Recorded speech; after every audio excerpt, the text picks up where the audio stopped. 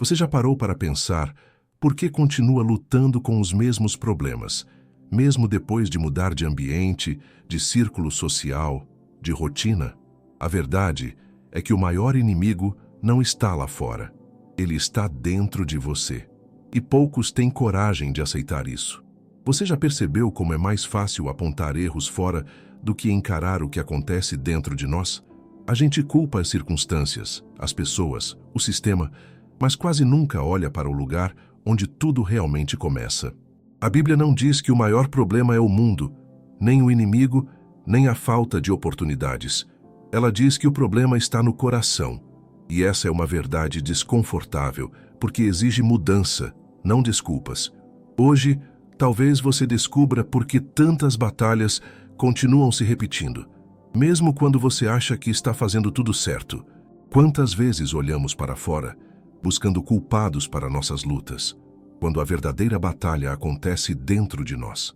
Quantas vezes apontamos o dedo para as circunstâncias, para as pessoas ao nosso redor, quando o verdadeiro problema pulsa em nosso próprio peito? Hoje quero falar com você sobre uma verdade que poucos têm coragem de aceitar, uma verdade que pode transformar completamente sua vida espiritual.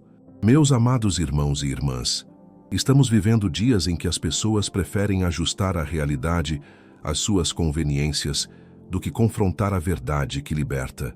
Vivemos em uma época onde é mais fácil culpar o mundo, o governo, a família, as dificuldades financeiras, do que olhar para dentro e reconhecer que o maior problema está em nosso próprio coração. Esta não é uma mensagem fácil de ouvir, eu sei, mas é uma mensagem necessária, urgente, vital para todos nós que desejamos caminhar em sinceridade diante de Deus. Charles Spurgeon, aquele grande pregador que Deus usou poderosamente, costumava dizer que o coração humano é uma fábrica de ídolos. Ele sabia, pela profundidade de sua comunhão com as Escrituras, que não existe reforma externa que possa curar uma corrupção interna. Você pode mudar de cidade, pode mudar de emprego, pode até mudar de círculo de amizades, mas se o seu coração permanecer o mesmo, você levará seus problemas consigo aonde quer que vá. A palavra de Deus é clara e incisiva sobre essa realidade. Em Jeremias 17, versículo 9, lemos esta declaração solene: enganoso é o coração, mais do que todas as coisas, e perverso, quem o conhecerá? Perceba a seriedade desta afirmação.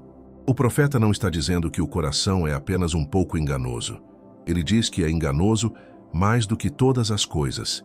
Isso significa que nosso coração tem uma capacidade incrível de nos enganar, de nos fazer acreditar em mentiras sobre nós mesmos, de justificar nossos erros, de esconder nossos pecados até de nós mesmos.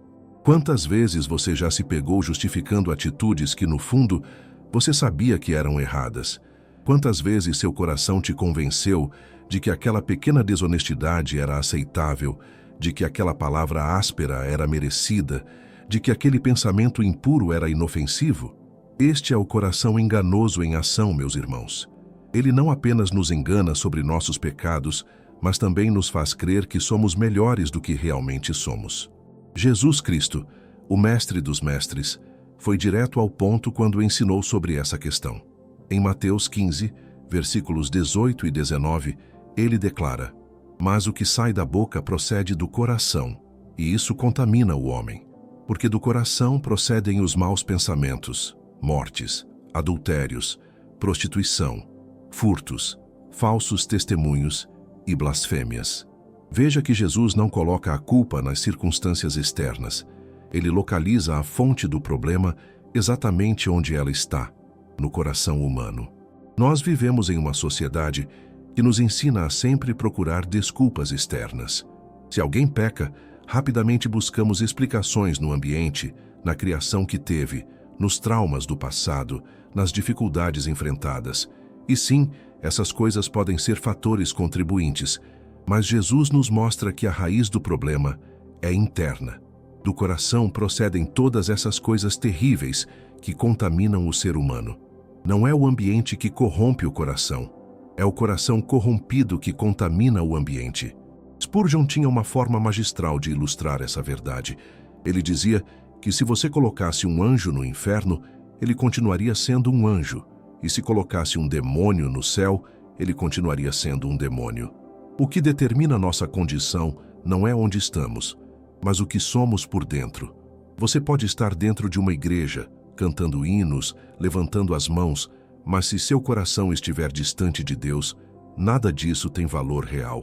Por outro lado, você pode estar passando pela prova mais difícil da sua vida, e se seu coração estiver firmado no Senhor, você experimentará paz que excede todo o entendimento. A grande tragédia da nossa geração é que poucos querem aceitar esta verdade. É muito mais confortável apontar o dedo para fora do que olhar para dentro.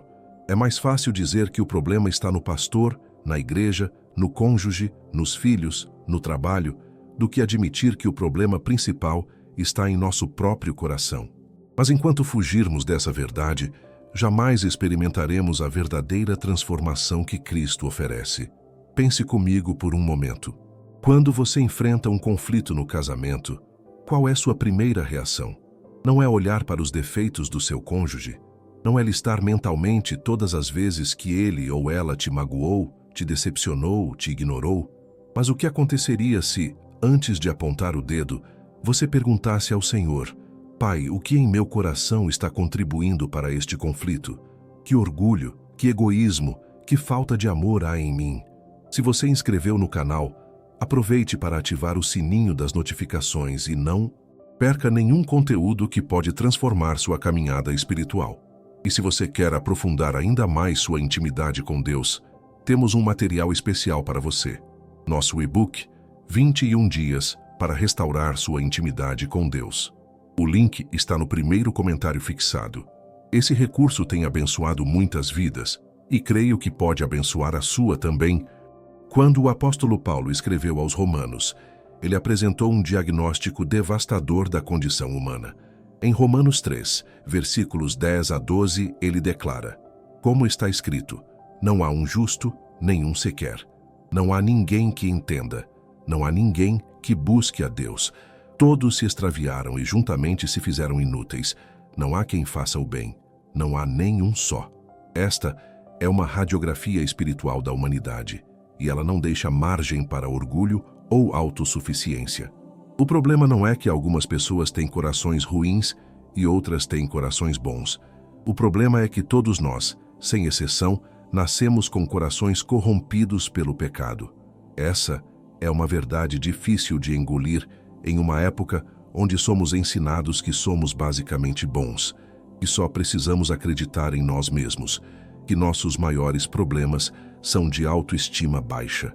Mas a Bíblia nos apresenta uma realidade completamente diferente.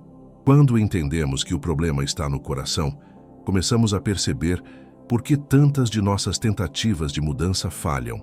Você já tentou parar com algum hábito ruim e não conseguiu? Já prometeu a si mesmo que seria mais paciente, mais generoso, mais santo, e depois de alguns dias voltou ao mesmo padrão de antes? Isso acontece porque estamos tentando modificar comportamentos externos sem tratar da raiz interna. É como tentar curar uma árvore doente apenas pintando suas folhas de verde. Você pode até criar uma ilusão temporária de saúde, mas a doença continua nas raízes e em breve a realidade se manifestará novamente. Da mesma forma, podemos tentar nos comportar melhor, podemos adotar disciplinas espirituais, podemos até enganar as pessoas ao nosso redor, mas se o coração não for transformado, tudo isso será apenas uma máscara que eventualmente cairá. A boa notícia, meus amados, é que existe solução para este problema do coração. Deus não nos deixa desesperançados diante deste diagnóstico sombrio. Em Ezequiel 36, versículo 26, ele promete: E dar-vos-ei um coração novo, e porei dentro de vós um espírito novo, e tirarei da vossa carne o coração de pedra, e vos darei um coração de carne. Aqui está a esperança. Deus não está interessado em apenas reformar nosso velho coração. Ele quer nos dar um coração completamente novo. Mas para receber este coração novo, primeiro precisamos reconhecer o estado do nosso coração velho. Enquanto vivermos na negação, enquanto continuarmos acreditando que somos basicamente bons e que nossos problemas são principalmente externos, Nunca buscaremos a cura que Deus oferece. É preciso humildade para olhar para dentro e dizer: Senhor, meu coração é enganoso. Eu não consigo confiar em mim mesmo. Eu preciso que tu faças em mim uma obra que eu não posso fazer por mim mesmo. Existe uma diferença enorme entre reconhecer que cometemos erros e admitir que nosso coração é a fonte desses erros. Muitas pessoas confessam seus pecados, mas poucas confessam a profundidade da sua pecaminosidade. Confessamos os frutos, mas relutamos em reconhecer a raiz. Dizemos que fizemos algo errado, mas resistimos em admitir que somos capazes de fazer coisas ainda piores. Esta resistência revela exatamente o problema que estamos discutindo. Nosso coração é tão enganoso que até nos engana sobre o quanto ele é enganoso. Pense na parábola que Jesus contou sobre o fariseu e o publicano que foram ao templo orar. O fariseu ficou em pé e orava consigo mesmo, dizendo: Ó Deus, graças te dou, porque não sou como os demais homens, roubadores, injustos e adúlteros, nem ainda como este publicano. Jejuo 2 vezes na semana e dou os dízimos de tudo quanto possuo.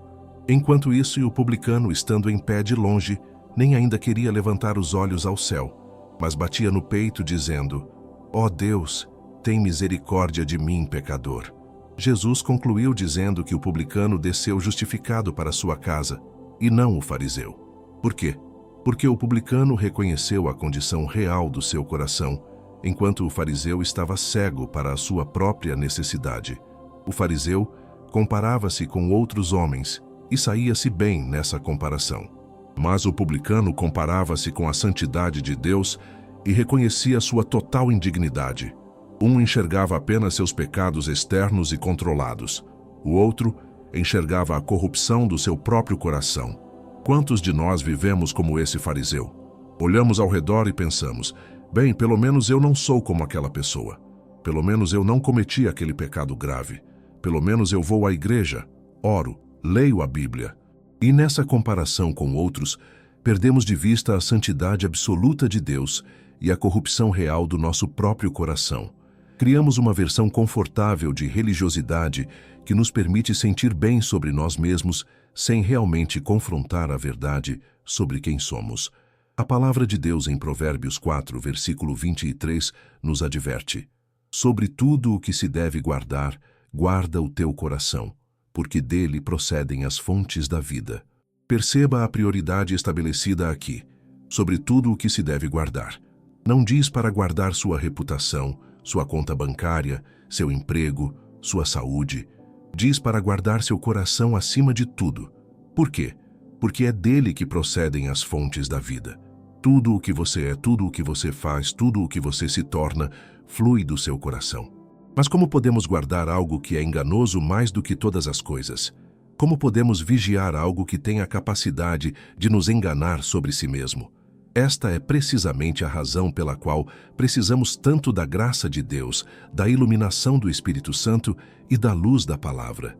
Sozinhos somos incapazes de conhecer verdadeiramente nossos próprios corações. Precisamos que Deus os revele a nós. O salmista Davi compreendeu essa necessidade profundamente. No Salmo 139, versículos 23 e 24, ele ora: Sonda-me, ó Deus, e conhece o meu coração. Prova-me e conhece os meus pensamentos, e vê se há em mim algum caminho mau, e guia-me pelo caminho eterno. Davi não tinha medo de que Deus examinasse seu coração. Ele pedia ativamente por esse exame, porque sabia que apenas Deus poderia revelar o que realmente havia lá dentro. Esta deveria ser nossa oração diária, meus irmãos. Não uma oração superficial e automática, mas uma súplica genuína. Senhor, mostra-me meu coração como ele realmente é. Revela-me os pecados que eu nem percebo. Ilumina os cantos escuros que eu tenho evitado examinar. Mostra-me o orgulho disfarçado de convicção, o egoísmo mascarado de cuidado próprio, a inveja escondida sob a capa de justiça. Esta é uma oração perigosa, porque Deus realmente responde a ela. E quando Ele responde, podemos não gostar do que vemos. Mas aqui está uma verdade libertadora. Ver nosso coração como ele realmente é não é motivo para desespero, mas para esperança. Porque quando reconhecemos nossa real condição, finalmente estamos prontos para receber a cura que Cristo oferece. Enquanto pensarmos que estamos bem, nunca buscaremos o médico. Jesus disse em Mateus 9, versículo 12: os sãos não necessitam de médico, mas sim os enfermos. Reconhecer a enfermidade do nosso coração é o primeiro passo para a cura. Agora vejamos outra dimensão deste problema. Nosso coração não apenas nos engana sobre nós mesmos, mas também sobre Deus. Um coração corrupto não pode conceber corretamente um Deus santo. Criamos versões de Deus que se conformam aos nossos desejos, nossos preconceitos, nossa conveniência. Imaginamos um Deus que pensa como nós, que tolera o que nós toleramos, que ignora o que nós queremos ignorar. Isaías 55, versículos 8 e 9 nos corrige: porque os meus pensamentos não são os vossos pensamentos, nem os vossos caminhos os meus caminhos, diz o Senhor.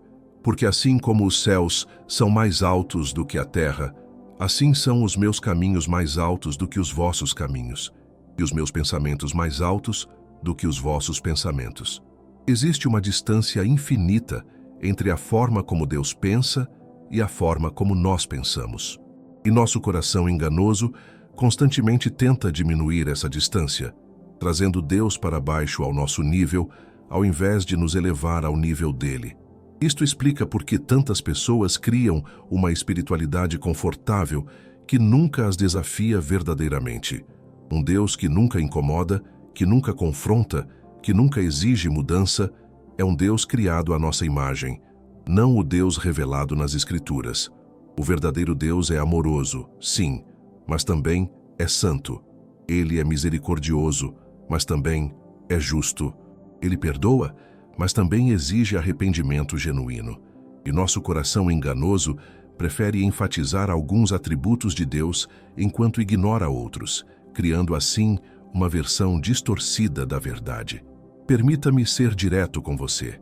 Se sua fé nunca o incomoda, se ela nunca desafia seus pensamentos, seus hábitos, suas prioridades, então você pode estar seguindo um Deus criado pelo seu próprio coração, não o Deus vivo revelado em Jesus Cristo. A verdadeira fé transforma, ela muda, ela confronta, ela nos leva a lugares que não escolheríamos ir naturalmente. E isto acontece exatamente porque Deus está tratando com a raiz do problema, nosso coração. Veja o exemplo de Pedro. Ele pensava que conhecia seu próprio coração. Com toda a confiança, ele disse a Jesus: ainda que todos se escandalizem em ti, eu nunca me escandalizarei. E Jesus, conhecendo o coração de Pedro melhor do que Pedro conhecia, respondeu: em verdade te digo que nesta mesma noite, antes que o galo cante, 3 vezes me negarás. E o que aconteceu? Exatamente o que Jesus disse. Pedro descobriu que seu coração era mais fraco, mais covarde, mais enganoso do que ele imaginava.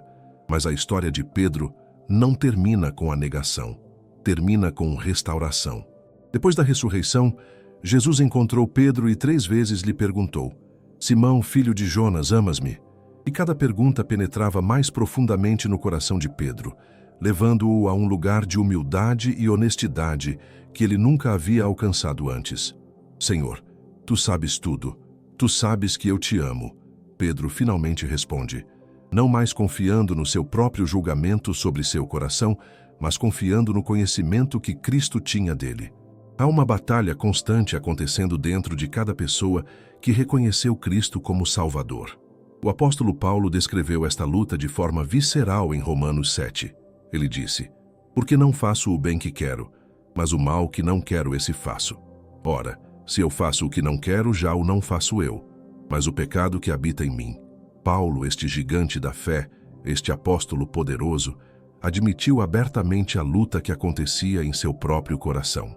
Esta honestidade de Paulo deveria nos encorajar.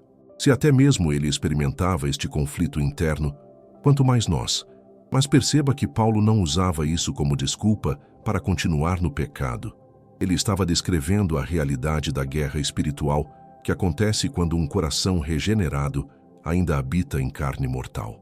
Ele queria fazer o bem, mas descobria que havia uma força dentro dele resistindo, puxando-o na direção oposta. Muitos crentes vivem frustrados porque esperavam que após a conversão nunca mais lutariam contra o pecado. Imaginavam que o desejo de pecar simplesmente desapareceria. E quando descobrem que ainda há tentações, ainda há lutas, ainda há quedas, começam a duvidar da genuinidade da sua fé. Mas a presença dessa batalha não é sinal de fracasso espiritual. Na verdade, é sinal de vida espiritual. Um coração morto espiritualmente não luta contra o pecado. Ele simplesmente se rende a ele sem conflito algum. A questão não é se você ainda tem um coração que às vezes o engana e o puxa para o pecado.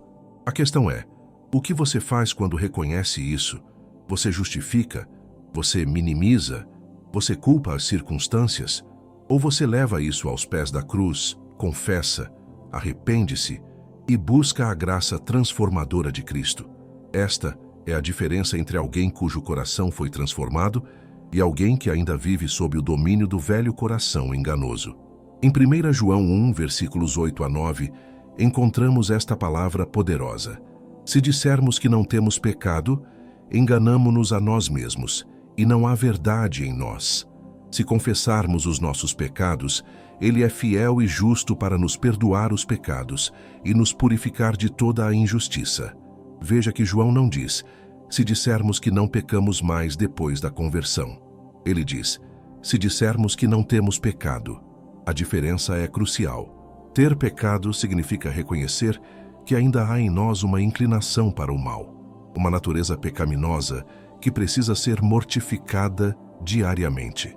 Não estamos dizendo que continuamos praticando pecado deliberadamente como estilo de vida. Estamos dizendo que reconhecemos a realidade da luta e nossa necessidade contínua da graça de Deus. E quando tropeçamos, quando falhamos, não ficamos no chão em autocomiseração. Nós confessamos, recebemos perdão e seguimos em frente com renovada dependência de Cristo. Aqui está algo que precisa ser dito com clareza. Reconhecer que o problema está no coração não significa que você é um caso perdido. Significa exatamente o oposto. Significa que você finalmente identificou onde a verdadeira mudança precisa acontecer. Enquanto você estiver tentando consertar apenas comportamentos externos, você estará lutando uma batalha sem fim. Mas quando você permite que Deus trabalhe no nível do coração, a transformação se torna possível de dentro para fora.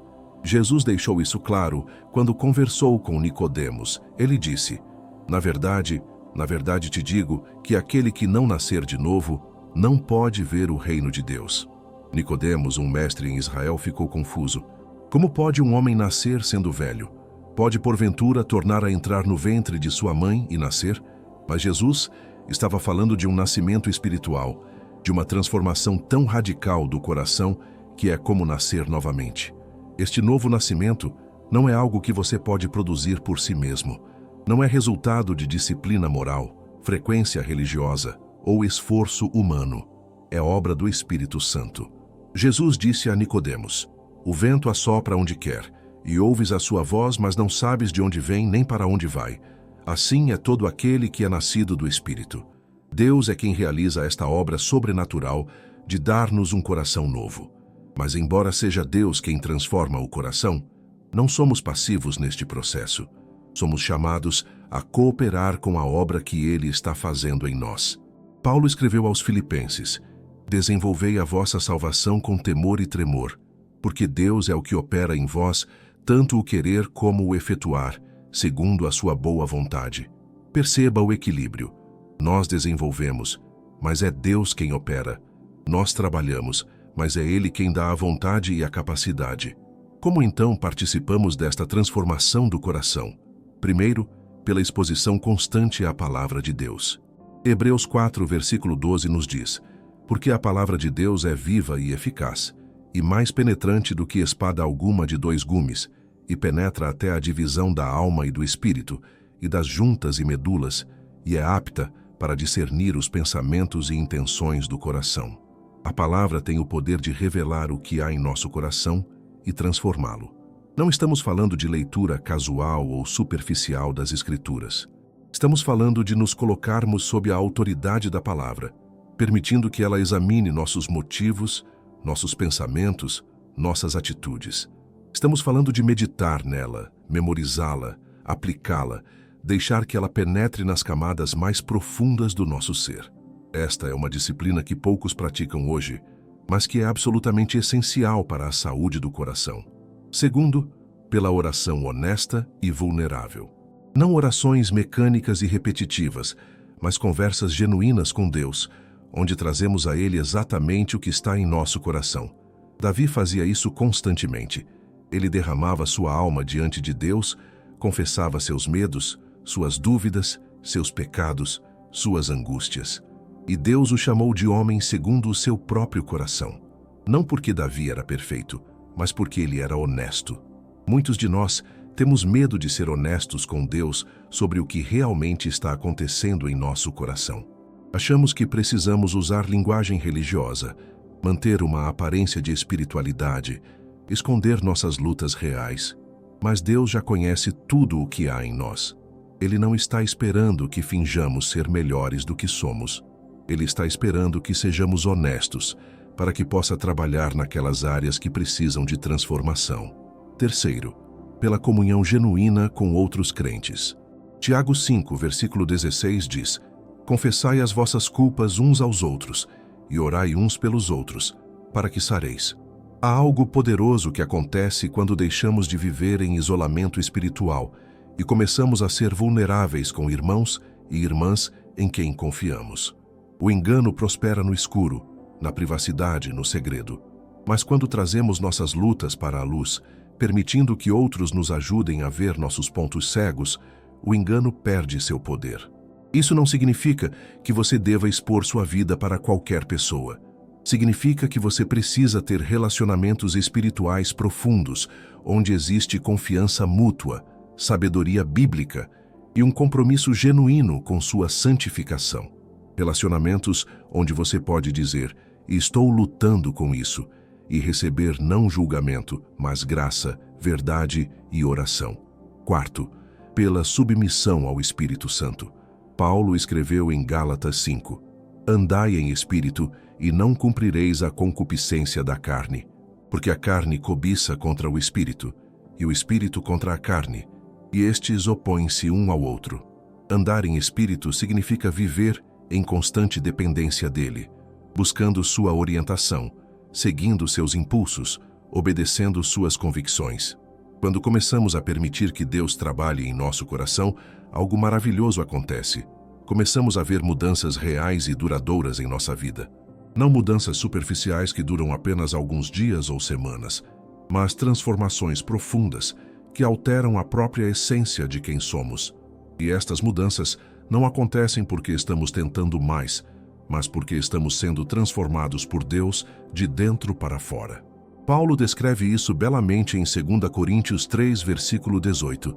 Mas todos nós, com o rosto descoberto, refletindo como um espelho a glória do Senhor, somos transformados de glória em glória na mesma imagem, como pelo Espírito do Senhor. Esta transformação não acontece de uma só vez. É um processo gradual, de glória em glória, onde vamos sendo moldados cada vez mais à imagem de Cristo. Mas este processo requer algo de nós: persistência. Não podemos desistir quando vemos quão profundo é o problema do nosso coração. Não podemos nos render ao desânimo quando percebemos que ainda há tanto a ser trabalhado em nós. A santificação é uma jornada que dura a vida inteira, e Deus é paciente conosco neste processo. Ele não espera perfeição instantânea, ele espera direção constante. Uma das mentiras mais perigosas que o inimigo sussurra ao nosso coração é esta: você nunca vai mudar. Você sempre será assim. Você já tentou antes e falhou, vai falhar de novo. Este é exatamente o tipo de engano que mantém pessoas presas em padrões destrutivos por anos. Mas a verdade das Escrituras é completamente diferente. Filipenses 1, versículo 6 declara: Tendo por certo isto mesmo, que aquele que em vós começou a boa obra, a aperfeiçoará até ao dia de Jesus Cristo. Se Deus começou uma obra em você, Ele vai completá-la. Ele não desiste no meio do caminho. Ele não olha para você e pensa: este é um caso muito difícil, acho que vou deixar para lá. Não, Ele é fiel para completar o que começou, e isto deveria encher nosso coração de esperança e encorajamento. Não importa quão lenta pareça ser sua transformação, não importa quantas vezes você tropeça, Deus continua trabalhando em você. Agora, precisamos falar sobre uma tendência perigosa que acontece quando começamos a crescer espiritualmente. À medida que vemos Deus transformando algumas áreas do nosso coração, podemos cair na armadilha de começar a confiar em nós mesmos novamente. Começamos a pensar que já amadurecemos o suficiente, que já conquistamos certas fraquezas, que já não somos mais tão vulneráveis. E é exatamente neste ponto que nosso coração enganoso pode nos preparar uma queda. Provérbios 16, versículo 18, nos adverte: a soberba precede a ruína, e a altivez do espírito precede a queda. Quando começamos a nos sentir espiritualmente fortes demais, quando começamos a olhar com superioridade para outros que ainda lutam com pecados que nós já vencemos, quando começamos a confiar na nossa própria força espiritual, estamos nos colocando em território perigoso. O orgulho espiritual é talvez a forma mais sutil e perigosa de engano do coração. Pedro aprendeu esta lição da forma mais difícil. Ele estava tão confiante na sua devoção a Jesus que declarou estar pronto até para morrer por ele. Mas quando a pressão veio, quando o medo tomou conta, ele negou conhecer o Mestre 3 vezes. E isto não aconteceu porque Pedro era falso ou hipócrita. Aconteceu porque ele superestimou a força do seu próprio coração e subestimou sua vulnerabilidade à tentação. Jesus sabia algo que Pedro ainda precisava aprender. O coração humano é desesperadamente fraco quando confia em suas próprias forças. Por isso Jesus orou por Pedro, dizendo: Simão, Simão, eis que Satanás vos pediu para vos cirandar como trigo, mas eu roguei por ti, para que a tua fé não desfaleça. Jesus não impediu Pedro de cair, mas garantiu que ele não ficaria caído. E esta é a mesma graça que ele estende a cada um de nós. Quando você falha, quando descobre que seu coração o enganou mais uma vez, quando percebe que não é tão forte quanto pensava, não fuja de Deus, corra para Ele. É exatamente na sua fraqueza que a força dele se aperfeiçoa. Paulo descobriu isso quando Deus lhe disse: a minha graça te basta, porque o meu poder se aperfeiçoa na fraqueza. E Paulo respondeu: de boa vontade, pois, me gloriarei nas minhas fraquezas, para que em mim habite o poder de Cristo. Veja que Paulo não se gloriava no pecado. Ele se gloriava nas fraquezas que o mantinham dependente de Cristo. Há uma diferença crucial aqui. Não estamos celebrando nossas falhas morais. Estamos reconhecendo nossas limitações humanas, que nos lembram de nossa necessidade constante da graça. Estamos abraçando uma humildade que diz: sem Cristo, eu não posso fazer nada. Com Cristo, todas as coisas são possíveis. Esta compreensão muda completamente a forma como vivemos nossa vida cristã. Paramos de tentar impressionar a Deus com nossa espiritualidade e começamos a descansar na suficiência de Cristo. Paramos de esconder nossas lutas e começamos a trazê-las à luz para que possam ser curadas. Paramos de comparar nosso progresso com o dos outros e começamos a focar na fidelidade de Deus em nos transformar no seu tempo e à sua maneira. E aqui está algo maravilhoso. Quando paramos de tentar manter uma imagem de perfeição e começamos a viver em autenticidade diante de Deus e dos outros, descobrimos uma liberdade que nunca experimentamos antes. A máscara cai, a pretensão termina, e podemos finalmente ser quem realmente somos, confiando que Deus nos ama, não apesar das nossas imperfeições, mas no meio delas, e está comprometido em nos transformar. O Salmo 103, versículos 13 e 14, nos traz este conforto. Assim como um pai se compadece de seus filhos, assim o Senhor se compadece daqueles que o temem, pois Ele conhece a nossa estrutura. Lembra-se de que somos pó. Deus não tem expectativas irreais sobre você. Ele sabe exatamente do que você é feito. Ele conhece suas fragilidades, suas tendências, suas vulnerabilidades. E ainda assim, Ele o ama e está comprometido com sua transformação. Isto não significa que Deus é complacente com o pecado. Significa que Ele é compassivo com nossa humanidade. Ele não se surpreende quando falhamos, não desiste de nós quando tropeçamos, não retira seu amor quando decepcionamos. Ele continua trabalhando pacientemente, amorosamente, persistentemente, moldando nosso coração cada vez mais à imagem de Cristo. E quanto mais experimentamos esta graça transformadora, mais nosso coração muda genuinamente. Não mudamos para ganhar o amor de Deus, mudamos porque já temos o amor de Deus. Não nos esforçamos para sermos aceitos, nos esforçamos porque já fomos aceitos. Esta é a diferença entre religião morta e relacionamento vivo. Religião diz, faça para ser amado. Evangelho diz, você é amado, agora faça por gratidão. Quando entendemos que o problema está no coração, mas que Deus está comprometido em nos dar um coração novo, tudo muda. Paramos de viver em negação e começamos a viver em transformação. Paramos de apontar o dedo para fora e começamos a permitir que Deus trabalhe dentro. Paramos de buscar soluções superficiais e começamos a experimentar mudança profunda e duradoura. Meus amados irmãos e irmãs, chegamos ao final desta mensagem, mas não ao final da jornada de transformação que Deus quer fazer em cada um de nós. O problema está no coração, sim, mas a solução também está disponível. Deus não nos deixou sem esperança. Ele enviou seu Filho Jesus Cristo para nos dar um coração novo, e Ele continua trabalhando em nós através do Espírito Santo. Agradeço do fundo do meu coração por você ter caminhado comigo através desta palavra hoje. Sei que não foi uma mensagem fácil, mas foi necessária. Se esta pregação tocou seu coração, se você sentiu o Espírito Santo falando com você, não deixe que esta seja apenas mais uma mensagem que você ouviu e esqueceu. Permita que Deus use esta verdade para transformar sua vida. Se você ainda não é inscrito no canal, faça isso agora. Clique no botão de inscrição e ative o sininho para não perder nenhuma mensagem que pode abençoar sua caminhada com Deus.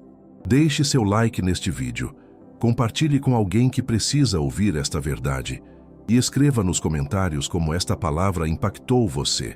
Sua participação fortalece esta comunidade de fé.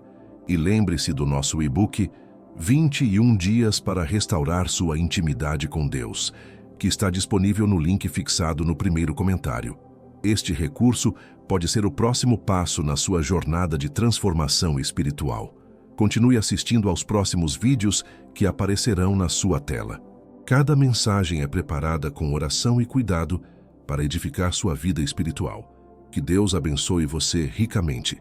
Até a próxima.